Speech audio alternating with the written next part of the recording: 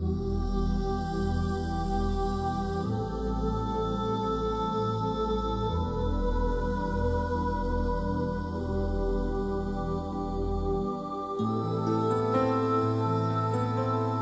పేరు pastor Stephen.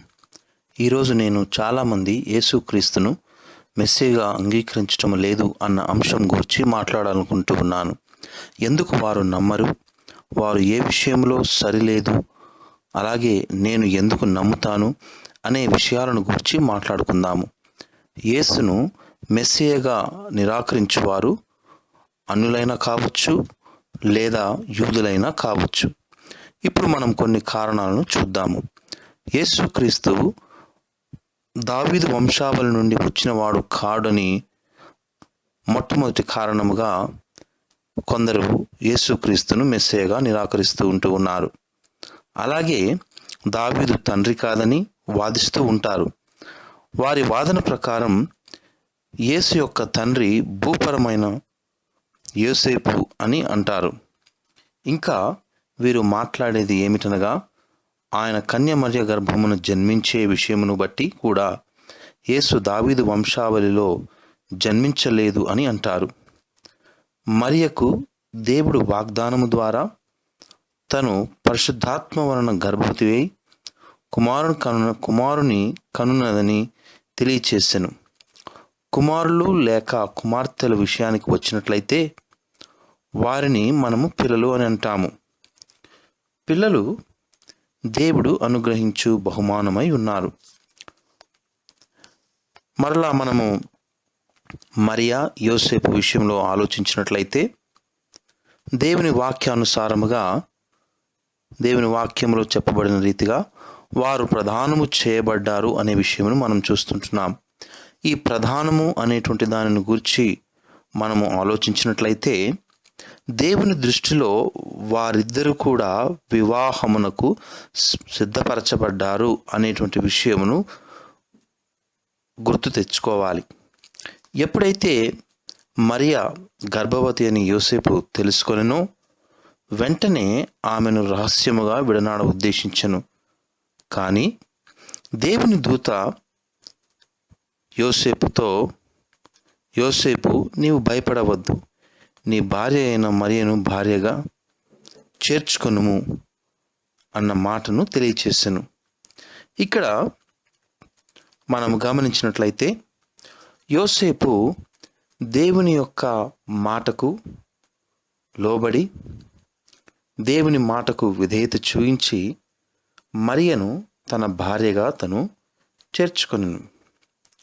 అలాగే మరియ జీవితంలో కూడా మనము చూసినట్లయితే ఎప్పుడైతే దేవుని యొక్క వాగ్దానము మరియకు తెలియచేయబడిందో తను దేవునిని ఏ విషయంలో కూడా ఏ ప్రశ్న వేయలేదు. కానీ తను దేవుని చిత్తమునకు తన్ను తాను సమర్పించుకొనెను. దేవుని చిత్తమే నెరవేరినట్లుగా తను సంతోషముతో అక్కడ ఉన్నట్లుగా దేవుని యొక్క వాక్యంలో మనం చూస్తుంటున్నాము. కాబట్టి ఇక్కడ మరియా దేవుని మాటను నమ్మి, దేవుని మాటకు విశ్వాసంతో తను తలయొగ్గెను. రెండవ కారణము మనం గమనించినట్లయితే యేసుక్రీస్తు మెస్సీయ కాదు అనేటువంటి వారి యొక్క రెండవ కారణాన్ని మనం చూసినట్లయితే యేసు ఒక ప్రవక్త అని, ఆయన మెస్సీయ కాదని వారు వాదిస్తూ ఉంటారు. మరికొందరు ఆయన అసలు ప్రవక్తనే కాదు కాబట్టి మెస్సీయగా ఎలాగూ పిలువబడగలుగుతాడు, మెస్సీయగా ఎలాగూ ఆయనకు అర్హతలు ఉన్నాయి అని వారు ప్రశ్నిస్తూ ఉంటారు. మనము జాగ్రత్తగా పాత నిబంధన గ్రంథం ప్రకారము గమనించినట్లయితే ఆయన పాత నిబంధనలో చూసిన ఆయన ప్రవక్త కాదు. ఎందుకనగా ప్రవక్తలు ఆయనను గూర్చి పాత నిబంధనలో ముందుగానే ప్రవచించారు. ఆయన యొక్క పుట్టుకను గూర్చి కూడా మనం చూసినట్లయితే 350 సంవత్సరముల తర్వాత ప్రవక్తలు ప్రవచించిన తర్వాత ఆయన జన్మించెను. దేవుని వాక్యానుసారముగా చూసినట్లయితే ఈ ప్రవచనాలు అనేటువంటివి ప్రతి విశ్వాసికి ఇవ్వబడ్డాయి. మరి నేను ఇవ్వబడ్డాయి అన్నంత మాత్రాన ప్రతి ఒక్కరూ కూడా ప్రవక్తలుగా పిలువబడలేరు. ఈ ప్రవచనం అనున్నది ఒక ప్రత్యేకమైనటువంటి దైవ జ్ఞానమునకు సంబంధించిన విషయము అని జ్ఞాపకము చేసుకోవాలి. కాబట్టి ఈ ప్రవక్తలను అనేటువంటి మాటను మనం చూసినట్లయితే, దేవుడు ఆయన ఏర్పరచుకున్నటువంటి వారికి ఈ ప్రత్యేకమైనటువంటి జ్ఞానమును ఆయన దయచేయవాడు అన్న విషయాన్ని మీరు ఇక్కడ గ్రహించాలి. మూడవ కారణానికి మనం వెళ్దాం. మూడవ కారణంను బట్టి మనం చూసినట్లయితే, యేసు మెస్సియా కాదని చూపించేటువంటి కారణం, మూడవ కారణం ఏమిటనగా, యేసు సబ్బాతు దినమున ప్రజలను స్వస్థపరచెను, రోగులను స్వస్థపరచెను అన్నటువంటి కారణాన్ని తెలియచేస్తూ, అందును బట్టి యేసు మెస్సియా కాదు అని వారు వాదిస్తూ ఉన్నారు. వాస్తవానికి పరిశుద్ధ గ్రంథంలో మనం చూసినట్లయితే, పాత నిబంధన గ్రంథంలో సబ్బాతు దినమును ఆచరించవాలని ధర్మశాస్త్రంలో రాయబడి ఉన్నది. సబ్బాతు దినమునందు ఏ పని చేయకూడదనియు, అలాగే సబ్బాతు దినమందు ఏ వ్యాపారము చేయకూడదనియు, కేవలము విశ్రాంతి మాత్రమే తీసుకునేవలనని దేవుడైన యెహోవా తన ప్రజలైనటువంటి ఇశ్రాయేలులకు ఆయన ఆజ్ఞాపించెను. కానీ కొంతమంది సబ్బాతు దినమున వ్యాపార క్రయ విక్రయములు జరిగించేవారు.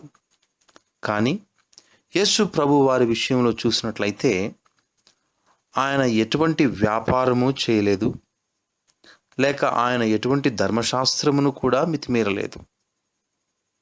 వాస్తవానికి చూసినట్లయితే కనుక, యేసు ప్రభు వారు ఆయన దైవికముగా, ఆత్మీయముగా మరియు శరీరపరముగా అనారోగ్యంగా ఉన్న వారిని స్వస్థపరచెను. ఈ క్రియ వ్యాపార సంబంధమైనటువంటి క్రియ కాదు. కావున యేసు క్రియ అతిక్రమించలేదు అన్న విషయాన్ని మనం చూస్తూ ఉన్నాం. నాలుగవది గనక మనం చూసినట్లయితే, యేసు స్వస్థపరిచేవాడు కాదు, లేక ఆయన ఒక్కడే స్వస్థపరిచేవాడు కాదు అని వీరు వాదిస్తూ ఉంటారు. మనము దీని గురించి ఆలోచించినట్లయితే, మొదట ఆయన ఈ లోకానికి ఎందుకు వేధించి ఉన్నాడు అన్న విషయాన్ని గ్రహించినట్లయితే, ఆయన ఈ లోకములో ఉన్నప్పుడు రోగము గల వారికే వైద్యుడు అవసరమని తెలియచేసెను. యేసు స్వస్థపరచువాడు అని తన్ను తాను ప్రత్యక్షముగా తెలియచేస్తూ ఉన్నాడు. ఆయన మన కొరకు తన ప్రశస్తమైన రక్తమును కలవరిలో కార్చి మన రోగములను బాగుపరిచెను.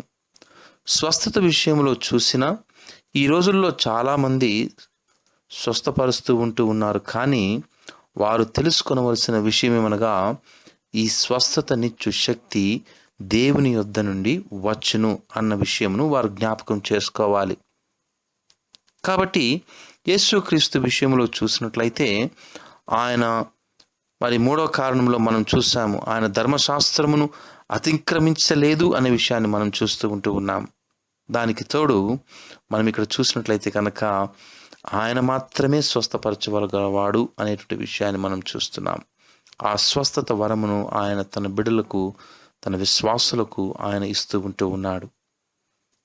ఆయన ఈ లోకములో పాప రోగములో ఉన్నటువంటి వారిని విడిపించుటకు వచ్చి ఉన్నాడన్న విషయాన్ని జ్ఞాపకం చేసుకోవాలి. ఐదవ కారణము, యేసుక్రీస్తు మెస్సియా కాదు అని వాదించేటువంటి వారి కారణం ఏమిటనగా, యేసుక్రీస్తు క్రొత్త నిబంధనలో చేసిన సూచక్రియలు అవి తప్పుగా ముద్రించబడ్డాయి, లేక తప్పుగా తర్జుమా చేయబడింది అని వారు వాదిస్తూ ఉంటారు. కొన్ని తర్జుమా తప్పులు అనేటువంటివి మానవులు సహజముగా చేస్తూ ఉంటారు. కానీ ప్రాథమిక వాక్యానుసారమైన తర్జుమాను చూసినా చాలా స్పష్టంగా ఉన్నట్టు రచయితలు రాశారు. వారు పరిశుద్ధాత్మ చేత నింపబడి దేవునికి విధేయులై, వారు యేసు చేసిన సూచక్రియలు, ఆయన జీవిత చరిత్రలను చక్కగా మనకు దేవుని వాక్యంలో వారు పొందుపరిచారు. కాబట్టి మనము చూసినట్లయితే కనుక యేసుక్రీస్తు కొత్త నిబంధనలో చేసిన ప్రతి సూచక క్రియను మనము నమ్మగలగాలి. ఎందుకనగా ఎవరైతే యేసుక్రీస్తును గూర్చి వారు రాశారో, వారు యేసుక్రీస్తు గురించి రాశారో వారు పరిశుద్ధాత్మ చేత నింపబడి దేవునికి విధేయులై రాసినట్లుగా మనం చూస్తూ ఉంటున్నాం. కాబట్టి ఈ వాదన తప్పు. ఎవరైతే సూచక్రియలు తప్పుగా మరి తర్జుమా చేయబడ్డాయంటున్నారో వారు తప్పుగా ఉంటూ ఉన్నారు. 6వ కారణాన్ని మనం చూసినట్లయితే ఆయన సిలువలో చనిపోవడమును బట్టి యేసు మెస్సయ కాదు అని వాదిస్తూ ఉంటారు. వీరేమంటారంటే యేసు సిలువలో నా దేవా నా దేవా నా చెయ్యి ఎందుకు విడిచితివి, నన్నెందుకు విడనాడితివి అన్న మాటలను బట్టి వాదిస్తూ ఉంటారు. వాస్తవానికి నీవు శిలువ పైన ఉంటే నీవు ఇంతకంటే ఎక్కువగా మాట్లాడతావు, ఇంతకంటే ఎక్కువగా రోధిస్తూ ఉంటావు. ఆయన శిలువలో ఒక మానవుడిగా తన వేదనను బాధను తెలియచేస్తూ ఉంటూ ఉన్నాడు. ఆయన వేదనలో దేవా నీవు నన్నెందుకు ఈ లోకంలో నీ కార్యము చేయుటకు నన్ను ఒంటరిగా వదిలివేశావు అని మాట్లాడుతూ ఉంటూ ఉన్నాడు తన తండ్రితో. ఆయన నీ పాపము కొరకు ఆ వేదన రోదన చెంది ఉన్నాడు. కొందరంటారు బైబిల్లో యేసుక్రీస్తును గూర్చి ఆయన మనల్ని రక్షించే విధానము ఒక పద్ధతి ప్రకారము క్రమముగా మనకు దేవుని వాక్యములో బయలుపరచబడింది అంటారు. నిజమే. అందుకే హెబ్రీలు రాసిన పత్రికలో మనం చూస్తాం, ఆయా కాలములలో నానా విధములుగా ఆయనను గూర్చి దేవుడు మాట్లాడనని మనం చూస్తూ ఉంటూ ఉన్నాం. కాబట్టి పైన పేర్కొన్న 6 కారణాలు ఏవైతే ఇతరులు యేసు మెస్సయ కాదు అని తెలియచేస్తూ ఉంటూ ఉన్నారో అవన్నీ కూడా అసత్యములు. వాటిని మనము నమ్మజాలము. నా ప్రకారము యేసు మెస్సయ అని నేను దేవుడు నాకు దయచేసిన విశ్వాసమును బట్టి నమ్ముచూ ఉన్నాను. యేసుక్రీస్తు దేవుడు. ఆయన ఉనికి, ఆయన పుట్టుకను గూర్చి అనేకమైన ప్రవచనాలు పలకబడ్డాయి. ఆయన శరీరధారి అయిన దేవుడుగా ఈ లోకములో అవతరించి మన పాపముల కొరకై మరణించి తిరిగి లేచి పరలోకమునకు ఆరోహణాయను. ఆయన మరలా తిరిగి వచ్చి తన విశ్వాసులను తనతో తీసుకొని పోవడమును బట్టి వారు దేవుని మహా ఉగ్రత నుండి తప్పించబడదు. ఆయన పైన గొర్రెపిల్ల విందులో 7 సంవత్సరముల తర్వాత ఆయన తిరిగి ఈ లోకమునకు వచ్చి 1000 సంవత్సరముల పరిపాలన తన విశ్వాసులతో పరిపాలించును. ఆయనను గూర్చి నీవు ఇంకా లోతుగా తెలుసుకోవాలంటే వాక్యము చదువు. ఆయనను గూర్చిన గుణాతిశయములను నీవు ఇంకా ఎక్కువగా దేవుని వాక్యం ద్వారా నీవు తెలుసుకోవచ్చు. ఆయన త్రిత్వములో ఒకడై ఉన్నటువంటి దేవుడు, తండ్రి, కుమారుడు మరియు పరిశుద్ధాత్మ దేవుడు ఏకమై ఉన్నారు. వారిని మనమెవ్వరము కూడా విడదీయలేము. యేసు ఈ లోకములో జీవించినప్పుడు ఆయన పాపము లేనివాడుగా జీవించి మనకు ఒక మాదిరికరమైన మార్గము చూపించాడు. ఆయన జీవితాన్ని గమనించిన పాపములో పడకుండా మనము కూడా జీవించగలము అన్న ఆలోచన మనకు కలుగుతూ ఉంటూ ఉన్నది. నీవు పాపము చేసినట్లయితే ఆయన క్షమాగుణము కలవాడు. అది ఆయన నీకు అనుగ్రహించును, నిన్ను క్షమించును. ఒకవేళ నీవు ఆయనను ఎరిగి ఉండి పాపము చేసి ఆయనతో నీకున్న సహవాసము కోల్పోయి ఉన్నట్లయితే కనుక నీలో ఉన్నటువంటి ఆయన ఆత్మ ఎన్నడూ కూడా నిన్ను విడవదు, ఎడబాయదు. నీవు మరలా యేసుక్రీస్తును బట్టి పరలోకమందున్నటువంటి తండ్రి యొక్క సహవాసములో నీవు తిరిగి పునరుద్ధరించుకొనవచ్చు. కాబట్టి ఒకవేళ నీ యొక్క సహవాసములో నీవు దేవుని యొక్క సహవాసంలో నీవు పడిపోయి ఉన్నట్లయితే యేసు యొద్దకు వచ్చినట్లయితే ఆయన ద్వారా మరలా నీవు పరలోకమందున్నటువంటి తండ్రితో నీ యొక్క సహవాసమును పునరుద్ధరించుకొనవచ్చు. ఈ విధముగా ఉన్నంత మాత్రాన్ని ఊరికే పాపమునకు తావివ్వకూడదు, చోటివ్వకూడదు. ఎవరైతే ఆయనను అంగీకరిస్తారో ఆయన వారిని రక్షించి తన ఆత్మ ద్వారా వారికి బోధించుటకు ఆయన ఇష్టపడుతూ ఉన్నాడు. రక్షణ పొందిన మనము దేవుని వాక్యము నేర్చుకోవాలని, ఆయనకు విధేయత చూపించాలని దేవుని కోరికై ఉన్నది. మనకేదో లాభము, బహుమతి ఆయన ఇస్తాడు అని మనము ఆయనను సేవించము, కానీ మనము ఆయనను గౌరవిస్తూ ఉన్నాము, మనము ఆయనను ప్రేమిస్తూ ఉన్నాము కాబట్టి మనము ఆయనను సేవిస్తూ ఉన్నాము. మనము ఒక్కసారి రక్షించబడ్డ తర్వాత మనము ఎల్లప్పుడూ కూడా రక్షింపబడినటువంటి వారము. నీవు రక్షింపబడిన నాటి నుండి నీ ఆత్మీయ ప్రయాణము పరలోకమునకు సిద్ధపరచబడినది. నీ పాపము విషయంలో నీవు మరలా తిరిగి ఆలోచించవద్దు. ఆయన వైపు చూస్తూ ముందుకు నీ ప్రయాణము కొనసాగించు. కాబట్టి ప్రియమైనటువంటి వారలారా, మనము యేసు క్రీస్తును గూర్చి కొంతమంది 6 రకాలైనటువంటి కారణాలను వారు తెలియచేశారు. ఆయన మెస్సయ్య కాదు అనే కారణాలు మనం చూస్తూ ఉన్నాం. అందులో మొట్టమొదటిది, యేసుక్రీస్తు దావీదు వంశావళి నుండి వచ్చిన వాడు కాదు అని వారంటూ ఉన్నారు. కానీ వాగ్దాన ప్రకారం చూసినట్లయితే ఆయన దావీదు వంశావళిలో నుండి వచ్చిన వాడన్న విషయాన్ని మనం చూస్తూ ఉన్నాము. రెండవ కారణము చూసినట్లయితే యేసు ఒక ప్రవక్త అని, ఆయన మెస్సయ్య కాదని వాదిస్తూ ఉంటారు. కానీ మనము చూసినట్లయితే ప్రవక్తలు ఆయనను గూర్చి ప్రవచించారు. అలాగే ఆయన ఈ లోకంలో నూతన నిబంధన గ్రంథంలో కూడా ప్రవక్తగా భవిష్యత్తు విషయాలను ఆయన తెలియచేశాడు మనకు. మూడవ కారణాన్ని మనము చూసినట్లయితే యేసు సబ్బాతు దినమున రోగులను స్వస్థపరచను కాబట్టి ఆయన మెస్సయ్య కాదని వారు అంటూ ఉన్నారు. కానీ యేసు స్వస్థపరిచిన విధానం చూసినట్లయితే ఆయన వ్యాపార సంబంధంగా కాకుండా, ధర్మశాస్త్రమును అతిక్రమించకుండా దేవుని యొక్క వాక్యాన్ని నెరవేర్చాడు.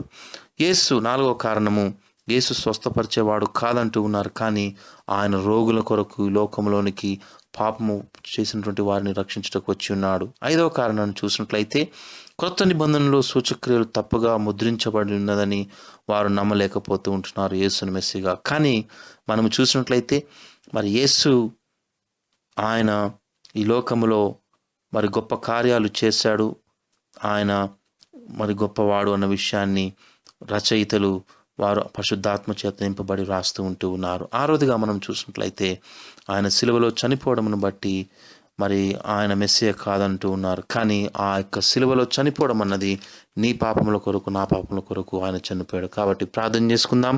ప్రేమ కలిగినటువంటి మా ప్రియ పరలోకపు తండ్రి, ఆయన మాతో మాట్లాడినందుకు మీకు వందనాలు చెల్లిస్తుంటున్నాం ప్రభువా. ఆయన వాక్యం విన్నటువంటి వారు వారు యేసు క్రీస్తును తమ హృదయాల్లో రక్షకుడిగా అంగీకరించి మీ కొరకు వారు జీవించడానికి సహాయం దయచేయమని యేసు పరిశుద్ధ నామములో మిమ్మల్ని బ్రతిమాలి అడిగి వేడుకుంటున్నాను పరమ తండ్రి. ఆమెన్. వారిని దీవించండి తండ్రి. ఆమెన్.